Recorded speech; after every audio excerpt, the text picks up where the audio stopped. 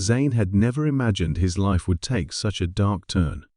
Just days ago, he was a regular high school student, living in the quiet suburbs with little excitement beyond the usual teenage dramas. But everything changed the night he was bitten. It was supposed to be a simple evening, walking home from a party with his best friend Alex.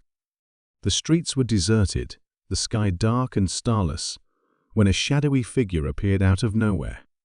Before Zane could react, the figure had grabbed him, sinking sharp fangs into his neck.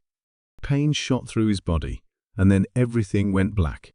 When Zane woke up, he was lying in his bed, drenched in sweat, his neck throbbing with a dull ache. His memories of the attack were blurry, almost dreamlike, but the 2 puncture wounds on his neck told him it was real.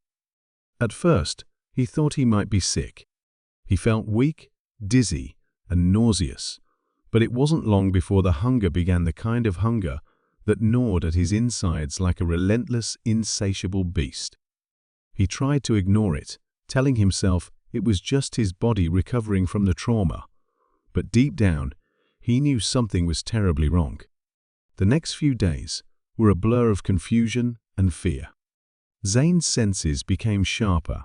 He could hear conversations from across the streets, smell the faintest hint of blood in the air. His reflection in the mirror showed his skin growing paler, his eyes darker, almost hollow. The changes were subtle at first, but undeniable. He tried to carry on as usual, going to school, hanging out with Alex, but the hunger was always there, lurking just beneath the surface.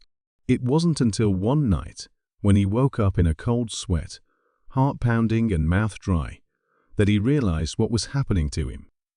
He was turning into a vampire. At first, Zane refused to believe it. Vampires weren't real. They were the stuff of myths and horror movies.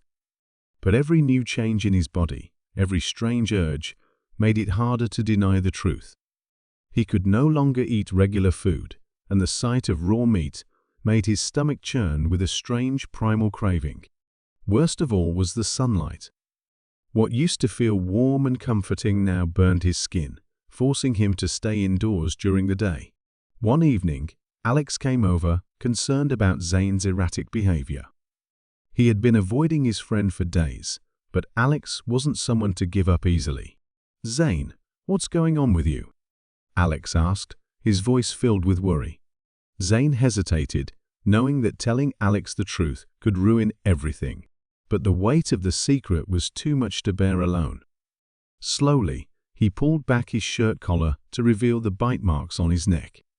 Alex stared in disbelief, his eyes wide with shock. "What the hell happened to you?" Zane returned home, his mind racing with guilt and fear. He couldn't believe he had lost control like that.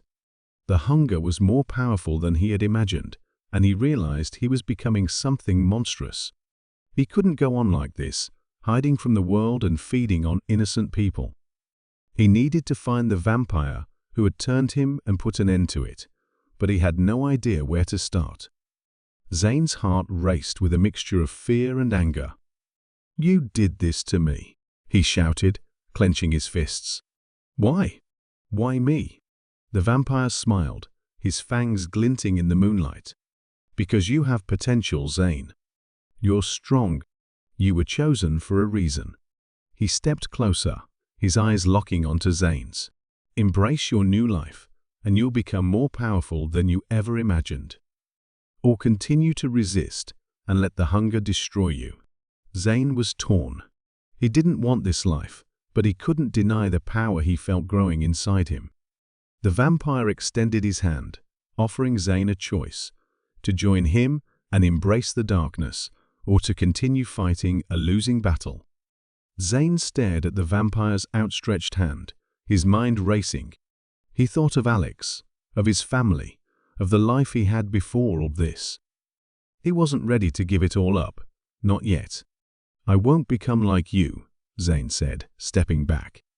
"I'll find another way."